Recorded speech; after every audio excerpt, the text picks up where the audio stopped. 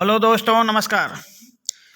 LP सरकारी job channel पर आपका हार्दिक स्वागत और अभिनंदन करता हूं।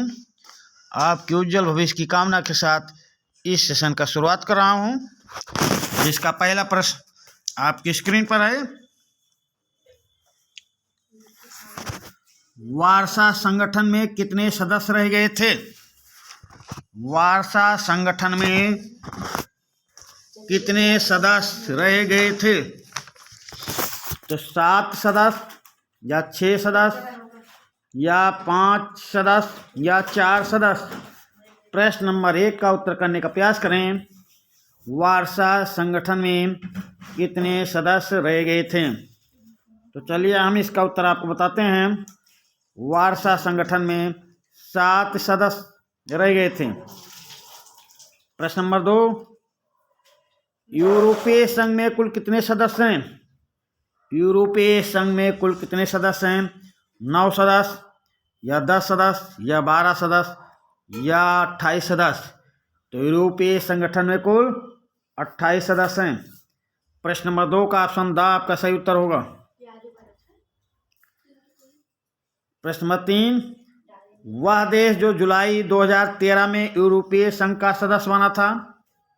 वह देश जो जुलाई 2013 में यूरोपीय संघ का सदस्य बना था, स्लोवाक था या क्रोएशिया था या पोलैंड या मैक्सिको। प्रश्न नंबर 3 का उत्तर देने का प्रयास करें भाई। तो 2013 में यूरोपीय संघ का सदस्य बना था क्रोएशिया। प्रश्न नंबर 3 का ऑप्शन ब आपका सही उत्तर होगा। प्रश्न नंबर 4 पे आ जाएं।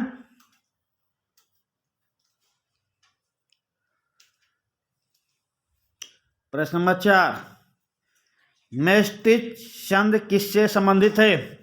मैस्ट्रिच संधि किससे संबंधित है?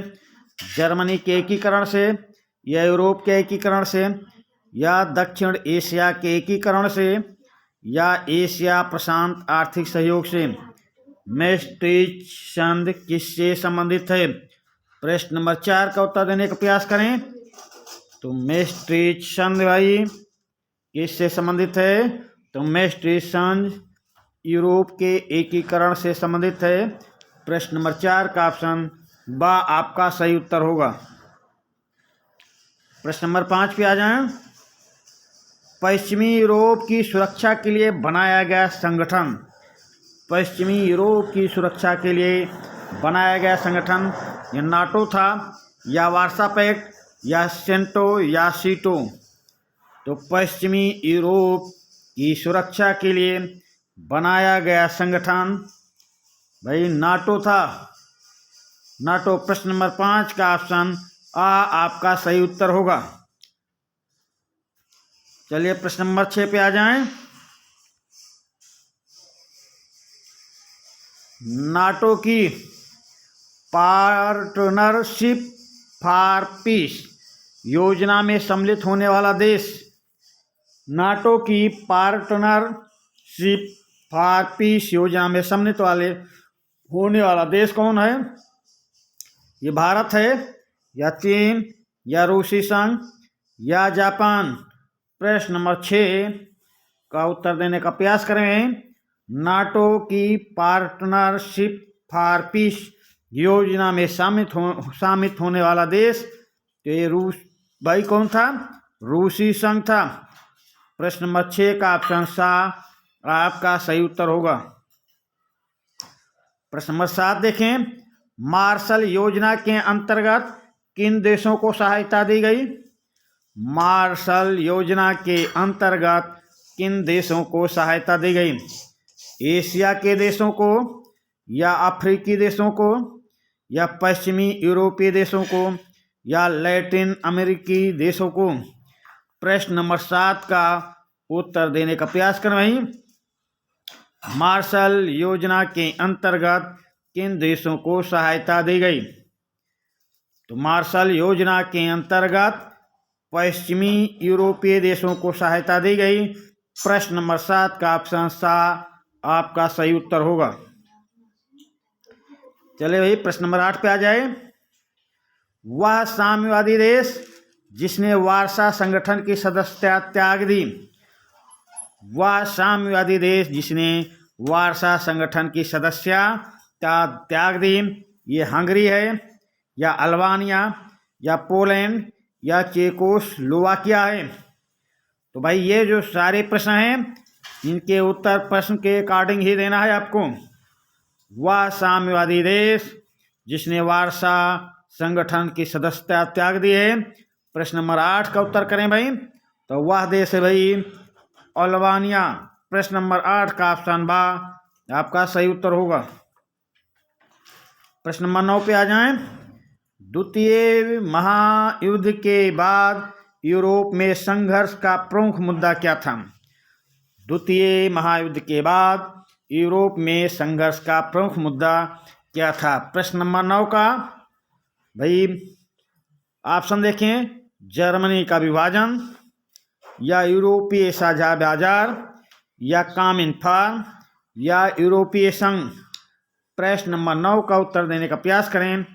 द्वितीय महायुद्ध के बाद यूरोपीय संघ में संघर्ष का प्रमुख मुद्दा था भाई जर्मनी का विभाजन। प्रश्न नंबर 9 का ऑप्शन आ आपका सही उत्तर होगा। प्रश्न नंबर 10 पे आ जाएं। आज पूर्वी यूरोप में किसकी हवा चल रही है? आज पूर्वी यूरोप में किसकी हवा चल रही है? लोकतंत्र की या बाजारोन्मुख अर्थव्यवस्था की या उन्मुक्त समाज की या उपरोक्त सभी की? प्रश्न नंबर 10 का उत्तर करने का प्रयास करें।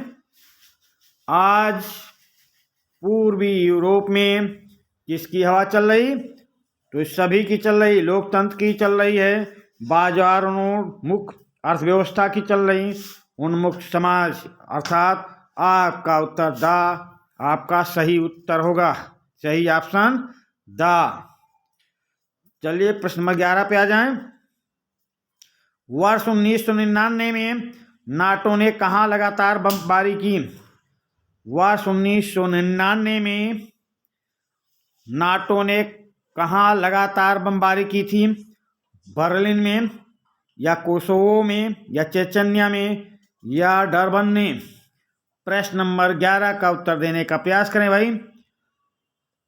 वर्ष 1999 में नाटो ने कहाँ पर लगातार बमबारी की? तो कोसोवो में की थी।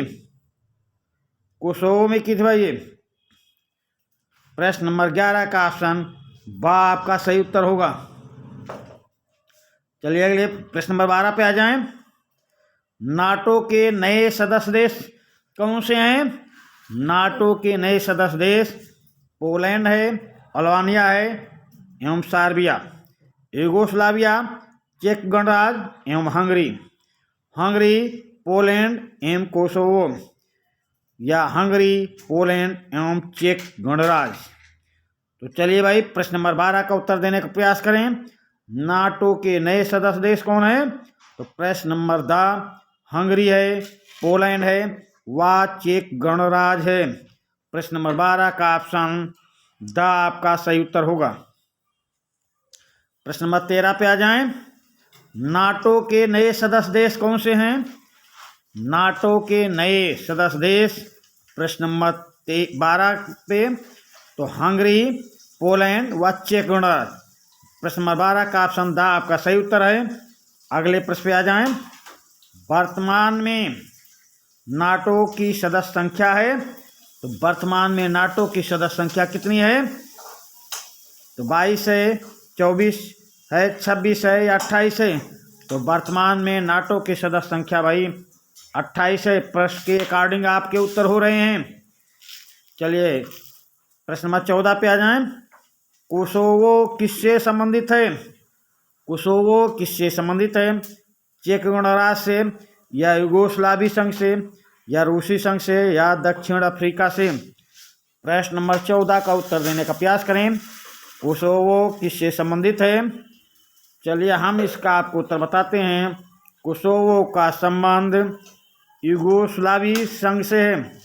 प्रश्न नंबर 14 का ऑप्शन बा आपका सही उत्तर होगा। प्रश्न नंबर 13 पे आ जाएं। यूरोपीय संघ की साझी मुद्रा यूरो का चलन कब से हुआ?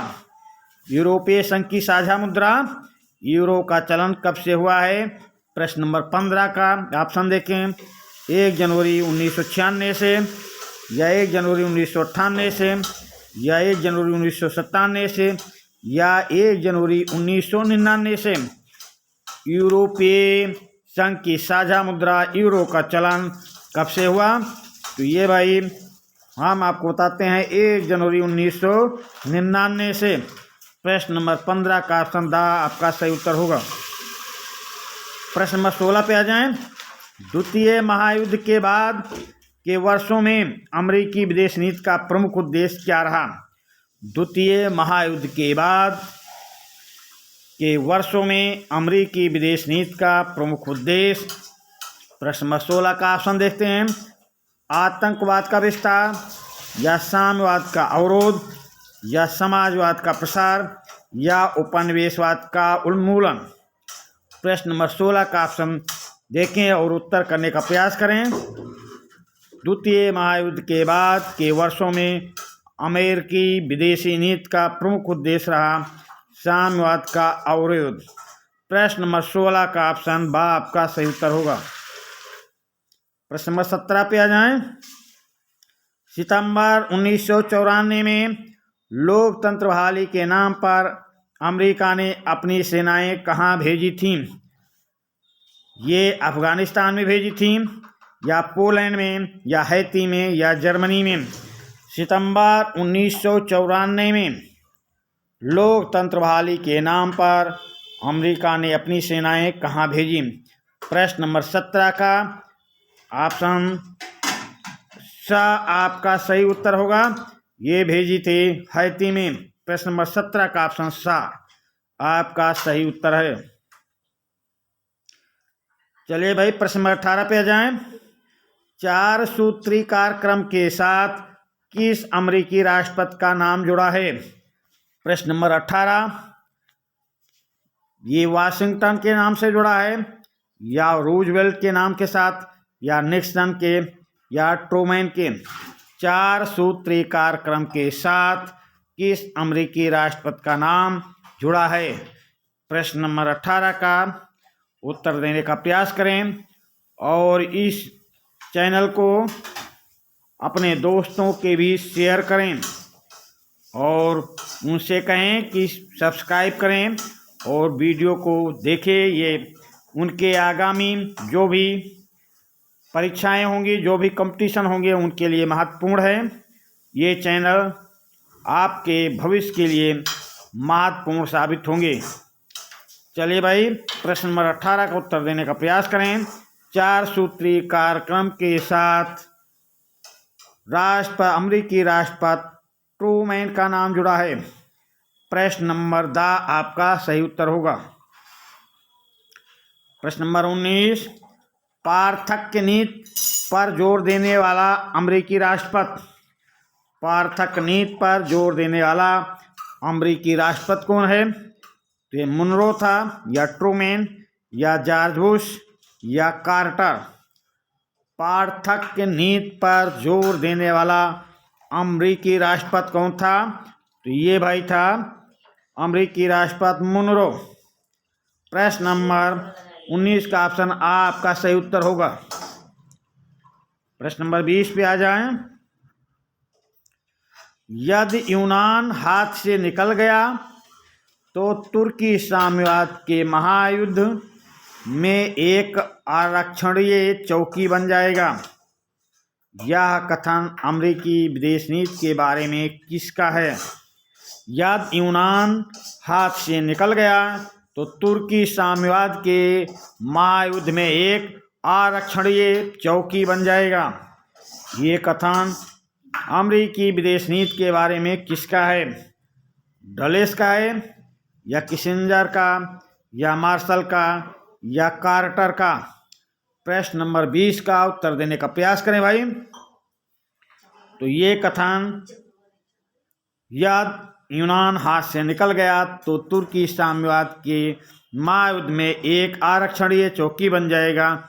ये कथन अमेरिकी विदेश नीति के बारे में मार्शल जी का है, मार्शल। 20 नंबर प्रश्न का ऑप्शन आपका सही उत्तर होगा। प्रश्न नंबर 21 पे आ जाएं। ट्रूमैन सिद्धांत में किस बात पर सर्वाधिक जोर दिया गया? ट्रूमैन सिद्धांत में किस बात पर सर्वाधिक जोर दिया गया? प्रश्न नंबर 21। सैनिक सहायता पर या आर्थिक सहायता पर या उपनिवेशवाद उन्मूलन पर या समाजवाद के प्रसार पर? प्रश्न नंबर 21 का उत्तर देने का प्रयास करें। ट्रूमैन सिद्धांत में किस बात पर सर्वाधिक जोर दिया गया? तो ये ट्रूमैन सिद्धांत में सर्वाधिक जोर दिया गया था आर्थिक सहायता पर। प्रश्न नंबर 21 का ऑप्शन बा आपका सही उत्तर होगा। चलिए अगले प्रश्न पे आते हैं। ट्रूमैन सिद्धांत के बारे में क्या सच है? ट्रूमैन सिद्धांत के बारे में क्या सच है? ऑप्शन आ, ये मुनरो सिद्धांत का विश्वव्यापी रूप था। हाँ भाई, ये सही है। इसने शीत युद्ध की घोषणा कर दी थी। ये भी सही है। ये साम्यवाद के अवरोध नीति का सूत्रपात था। ये भी सही है। तो ये तीनों सही हैं। तो आपका ऑप्शन क्या सही होगा? उपर्युक्त सभी। प्रश्न नंबर 20 में ऑप्शन दा आपका सही उत्तर होगा। प्रश्न नंबर 23 पे आ जाएं। लैटिन अमेरिकी राज्यों हेतु प्रगति के लिए मैत्री नीति का सूत्रपात करने वाला अमेरिकी राष्ट्रपति कौन था? प्रश्न नंबर 23 का ऑप्शन देखें। आइजनहावर थे या कैनेडी थे या कार्टर थे या रीगन थे? लैटिन अमेरिकी राज्यों हेतु प्रगति के लिए मैत्री नीति का सूत्रपात करने वाला अमेरिकी राष्ट्रपति कैनेडी थे। कैनेडी। प्रश्न नंबर 23 का ऑप्शन बा आपका सही उत्तर होगा। चलिए प्रश्न नंबर 24 पे आ जाएं।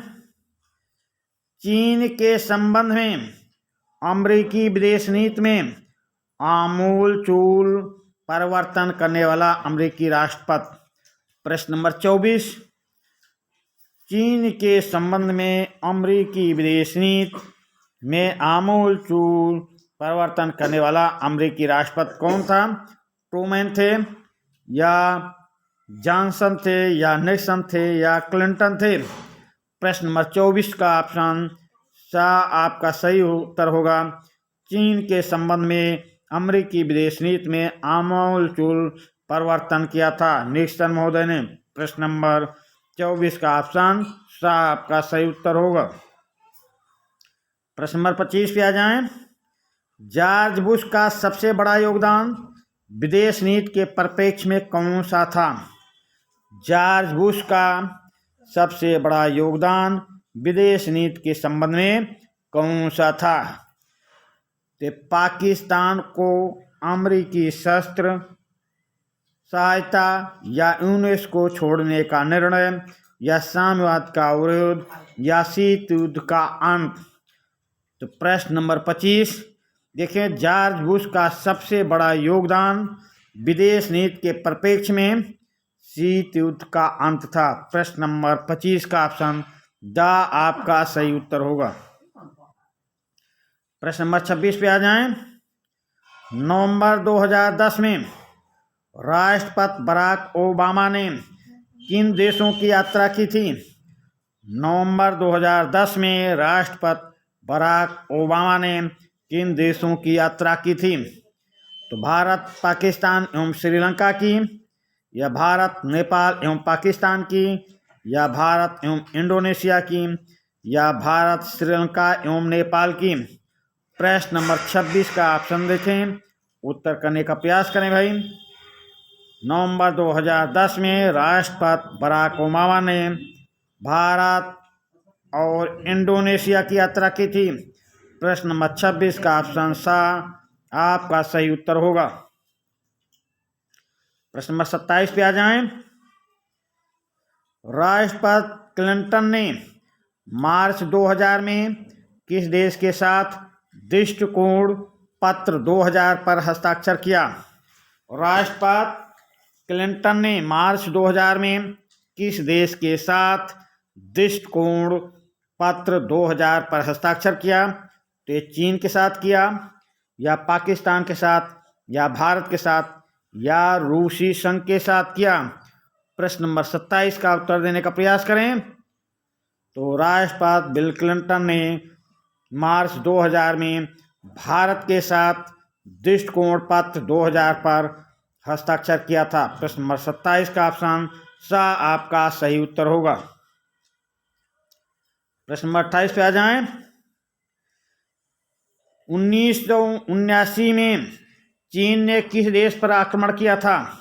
1979 में चीन ने किस देश पर आक्रमण किया था? तो ये कोरिया पर किया था, या वियतनाम पर, या भारत पर, या जापान पर? 1979 में चीन ने किस देश पर आक्रमण किया था? तो 1979 में चीन ने आक्रमण किया था वियतनाम पर। प्रश्न नंबर 28 का ऑप्शन बा आपका सही उत्तर होगा। चलिए भाई अगले प्रश्न पे आए जाएं। चीनी विदेश नीति की विशेषता क्या है? चीनी विदेश नीति की विशेषता क्या है? चारा और छड़ी नीति, या डॉलर कूटनीति, या शांतिपूर्ण सह अस्तित्व की नीति, या लौह आवरण की नीति? प्रश्न नंबर 29 का उत्तर देने का प्रयास करें। चीनी विदेश नीति की विशेषता क्या है? चारा और छड़ी नीति, डॉलर कूटनीति, शांतिपूर्ण सह अस्तित्व की नीति, लौह आवरण की नीति? चलिए भाई उत्तर देते हैं। चीनी विदेश नीति की विशेषता है चारा और छड़ी नीति। प्रश्न नंबर 29 का ऑप्शन आ आपका सही उत्तर होगा। प्रश्न नंबर 30 पे आ जाएं। अमेरिका चीन में मतभेद का एक प्रमुख मुद्दा है। अमेरिका चीन में मतभेद का एक प्रमुख मुद्दा क्या है भाई? ये भूटान है, या सिंगापुर, या कोरिया, या ताइवान? अमेरिका चीन में मतभेद का एक मुद्दा क्या है? तो अमेरिका चीन में मतभेद का एक मुद्दा प्रश्न के अकॉर्डिंग बताना है। तो प्रश्न के अकॉर्डिंग ये ताइवान है। अभी भी तिब्बत को लेके दोनों में मतभेद हुआ था, पर ये प्रश्न के अकॉर्डिंग बताना है तो आपका उत्तर ताइवान होगा, ऑप्शन द। चलिए अगले प्रश्न पे आ जाएं। प्रश्न नंबर 31। 1969 में किस देश के साथ चीन का सशस्त्र सीमा संघर्ष हुआ? 1969 में किस देश के साथ चीन का सशस्त्र सीमा संघर्ष हुआ? तो ये भारत के साथ हुआ, या सोवियत संघ के, या वियतनाम के साथ, या दक्षिण कोरिया के साथ? प्रश्न नंबर 31 का उत्तर देने का प्रयास करें। 1969 में किस देश के साथ चीन का सशस्त्र सीमा संघर्ष हुआ? तो ये हुआ था सोवियत संघ के साथ। प्रश्न नंबर 31 का ऑप्शन बा आपका सही उत्तर होगा। वह देश, अगला प्रश्न, वह देश जो चीन का मित्र कहा जाता है, उस देश का नाम बताएं जो चीन का मित्र कहा जाता है। प्रश्न नंबर 32। तो ये वियतनाम को कहा जाता है, या दक्षिण कोरिया को, या पाकिस्तान को, या भारत को? तो चीन का मित्र किसे कहा जाता है? पाकिस्तान को। प्रश्न नंबर 32 का ऑप्शन सा आपका सही उत्तर होगा। प्रश्न नंबर 33 पे आ जाएं। अमेरिका ने चीन को राजनयिक मान्यता कब प्रदान की? अमेरिका ने चीन को राजनयिक मान्यता कब प्रदान की? जनवरी 1971 में, या फरवरी 1984 में, या अक्टूबर 1949 में, या अक्टूबर 1962 में? प्रश्न नंबर 33 का उत्तर दें भाई। अमेरिका ने चीन को राजनयिक मान्यता जनवरी 1971 में प्रदान की थी। प्रश्न नंबर 33 का ऑप्शन आ आपका सही उत्तर होगा। पूरब का तरबूज किसे कहा जाता है? पूरब का तरबूज किसे कहा जाता है? प्रश्न नंबर 34 का ऑप्शन देख लें भाई। जापान को या सिंगापुर को या चीन को या अमेरिका को। प्रश्न नंबर 34 का उत्तर दें भाई। पूरब का तरबूज किसे कहा जाता है? तो पूरब का तरबूज चीन को कहा जाता है भाई। प्रश्न नंबर 34 का ऑप्शन सा आपका सही उत्तर होगा। प्रश्न नंबर 35, एशिया का रोगी किसे कहा जाता है? एशिया का रोगी किसे कहा जाता है? तो प्रश्न नंबर 35 का ऑप्शन देखते हैं। चीन को कहा जाता है एशिया का रोगी, या भारत को कहा जाता है, या जापान को, या इंडोनेशिया को। प्रश्न नंबर 35 का ऑप्शन क्या सही होगा भाई? उत्तर देने का प्रयास करें। एशिया का रोगी किसे कहा जाता है? तो एशिया का रोगी चीन को कहा जाता है। प्रश्न नंबर 35 का ऑप्शन आ आपका सही उत्तर होगा। प्रश्न नंबर 36, चीनी विदेश नीति के क्रियान्वयन का साधन। चीनी विदेश नीति के क्रियान्वयन का साधन क्या है भाई? प्रचार है, या मूल्योच्छेद है, या आर्थिक सहायता है, या उपर्युक्त सभी है। प्रश्न नंबर 36 का उत्तर देने का प्रयास करें। चीनी विदेश नीति के क्रियान्वयन का साधन है, प्रचार भी है, मूल्योच्छेद भी है, आर्थिक सहायता भी है। तो आपका ऑप्शन द आपका सही उत्तर होगा। प्रश्न नंबर 36 का ऑप्शन द आपका सही उत्तर है। प्रश्न नंबर 37 पे आ जाएं। राजनीतिक शक बंदूक की नली से उत्पन्न होती है। राजनीतिक शक बंदूक की नली से उत्पन्न होती है। बंदूक से कोई भी वस्तु उत्पन्न की जा सकती है, ये कथन किसका है भाई?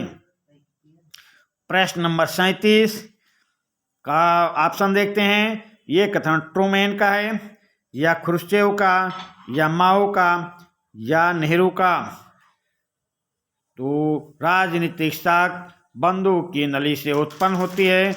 बंदूक से कोई भी वस्तु उत्पन्न की जा सकती है।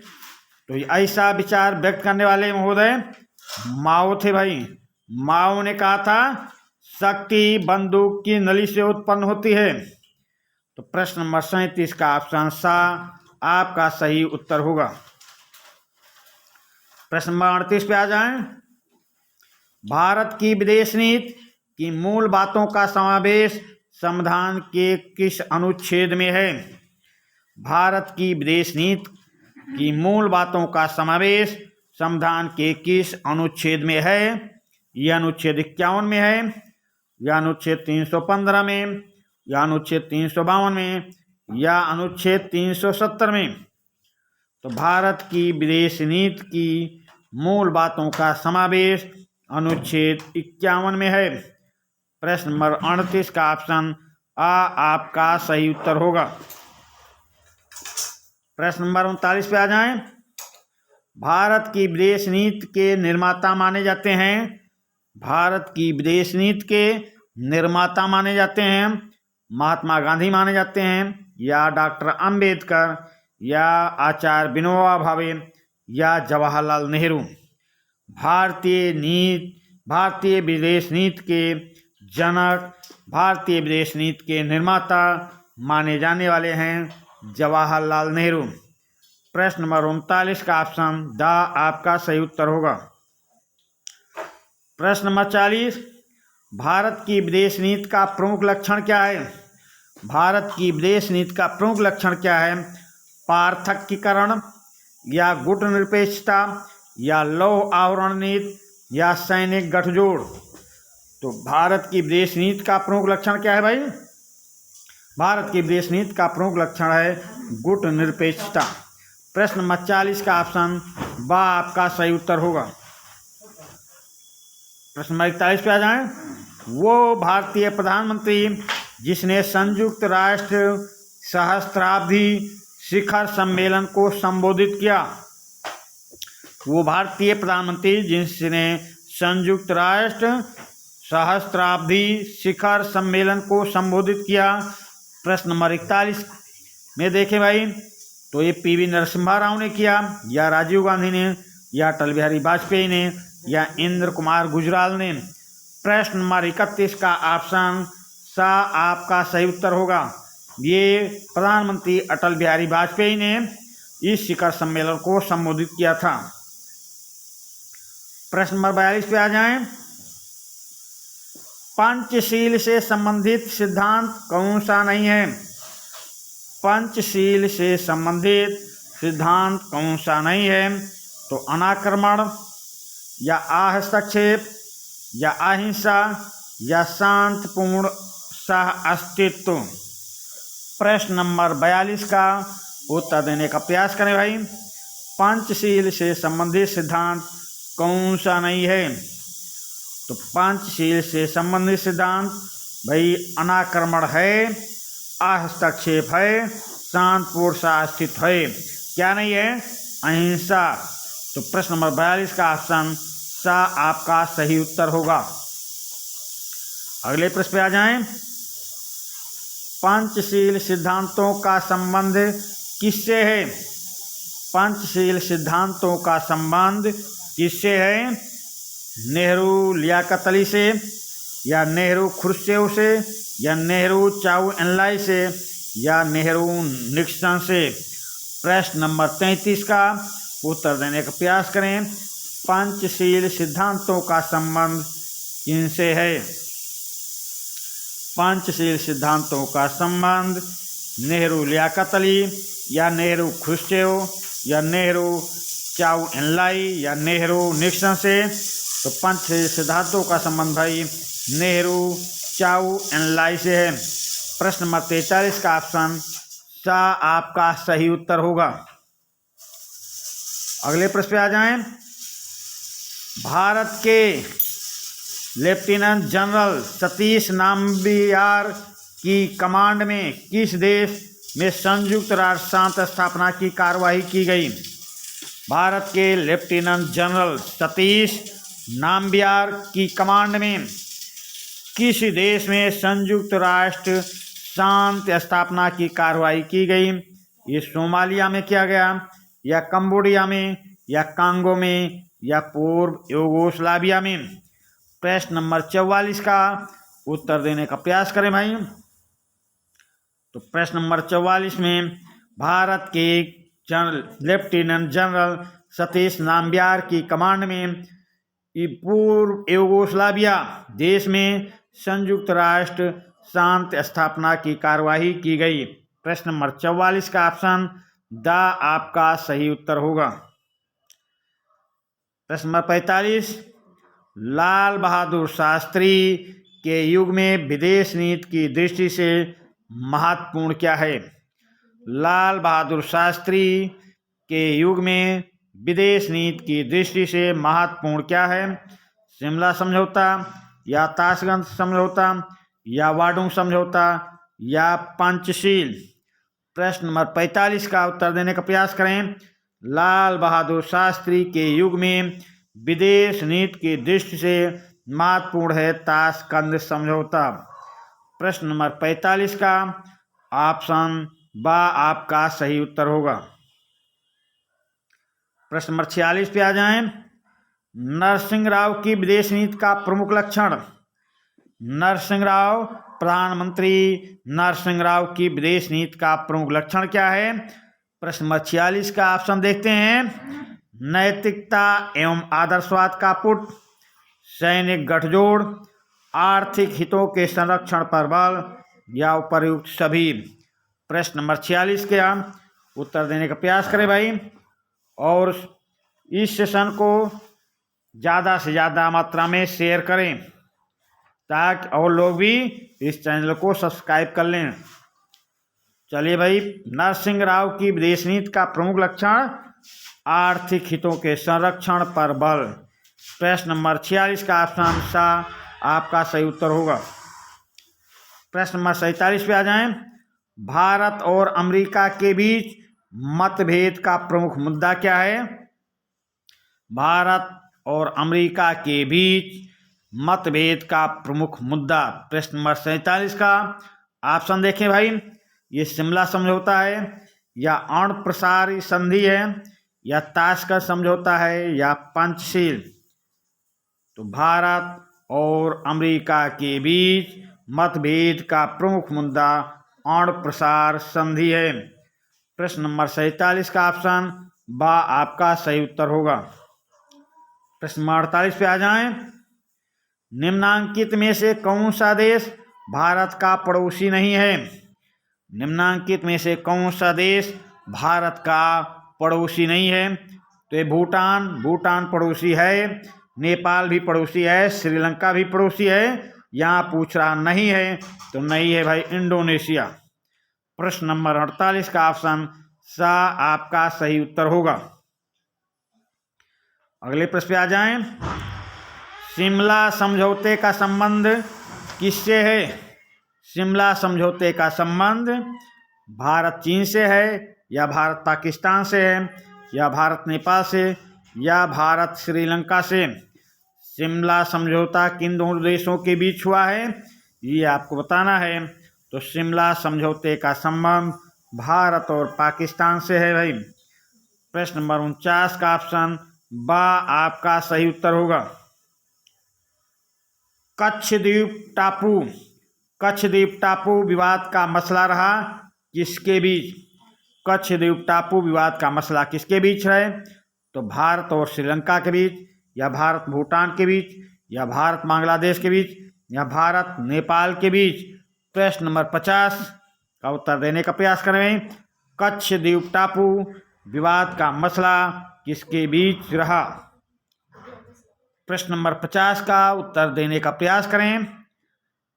चलिए हम बताते हैं। कच्छद्वीप टापू विवाद का मसला भारत और श्रीलंका के बीच रहा। प्रश्न नंबर 50 का ऑप्शन आपका सही उत्तर होगा। प्रश्न नंबर 51 पे आ जाएं।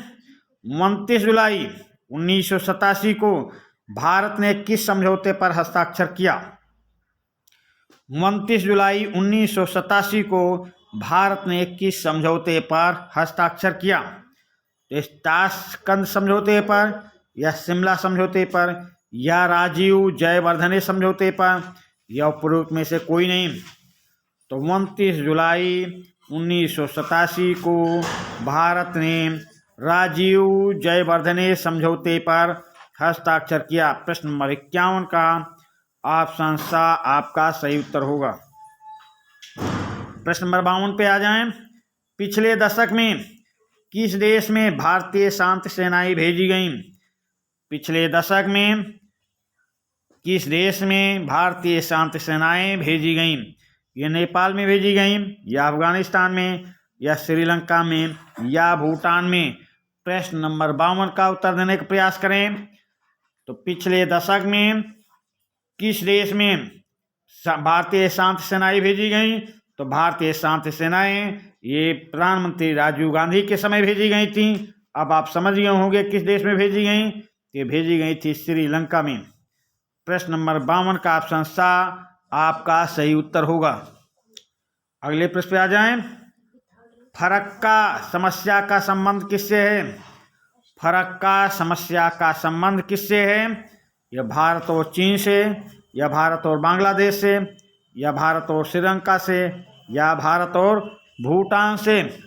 प्रश्न नंबर 53 का उत्तर करने का प्रयास करें भाई। फरक्का समस्या का संबंध किससे है? फरक्का समस्या का संबंध भारत और बांग्लादेश से है। प्रश्न नंबर 53 का ऑप्शन बा आपका सही उत्तर होगा। प्रश्न नंबर 54 पे आ जाएं। कोलंबो प्रस्ताव किससे संबंधित है? कोलंबो प्रस्ताव किससे संबंधित है? भारत और चीन से, या भारत और भूटान से, या भारत और श्रीलंका से, या भारत और पाकिस्तान से? कोलंबो प्रस्ताव किससे संबंधित है? प्रश्न नंबर 54 और इस सेशन का ये लास्ट प्रश्न है। इस पार्ट से आपके पास 2 सेशन भेजेंगे, जिसका पहला सेशन आपके पास पहुंच गया। कोलंबो प्रस्ताव किससे संबंधित है? इस सेशन का ये लास्ट प्रश्न है, प्रश्न नंबर 54। तो प्रश्न नंबर 54, कोलंबो प्रस्ताव किससे संबंधित है? चलिए हम बताते हैं। कोलंबो प्रस्ताव का संबंध भारत और चीन से है भाई। भारत और चीन से। प्रश्न नंबर 54 का ऑप्शन आ आपका सही उत्तर है। इस सेशन के इस प्रश्न के साथ और आपकी उज्जवल भविष्य की कामना के साथ इस सेशन का समापन करते हैं। धन्यवाद।